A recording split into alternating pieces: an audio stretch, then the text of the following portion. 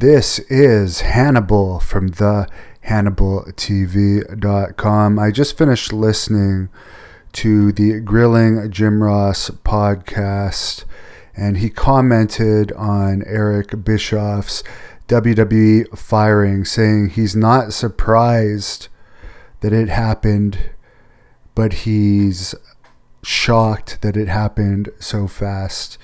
He went on to explain that these WWE directors' roles are kind of scapegoat roles, and he doesn't feel that Bischoff's replacement, Bruce Pritchard, will be around that much longer either. He did mention that Smackdown lost a lot of viewers between their first and second week on Fox, I believe over 1 million viewers. It's unknown what it had last night yet. It'll probably be out tomorrow. But I would imagine it would be down again in viewers. Maybe not 1 million, but definitely down again. When I was working out in the gym tonight, the Smackdown show was on, and so was the UFC show. And I was observing the other people working out, and a lot of them were watching the UFC show, even though it was undercard matches on at the same time, where they had the Velasquez and Lesnar and Tyson Fury segments on SmackDown. And I was the only person glancing at the SmackDown sets because I was curious what they were doing with them.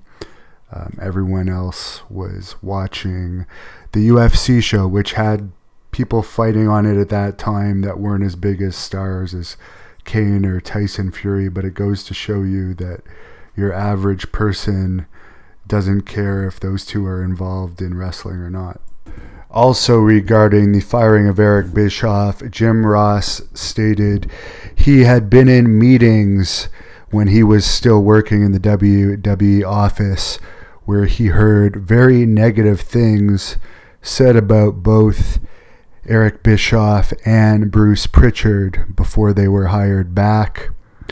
He also stated that if Vince ever leaves the WWE for whatever reason, he expects there would be a great deal of turnover with the current office staff.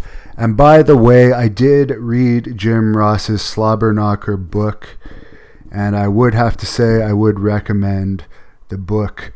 The story about his talent of rolling joints while driving is one of the funnier stories in the book, but it's really interesting, particularly the stuff about Bill Watts and working for Mid-South Wrestling. Hopefully one day I will get a shoot interview with Bill Watts.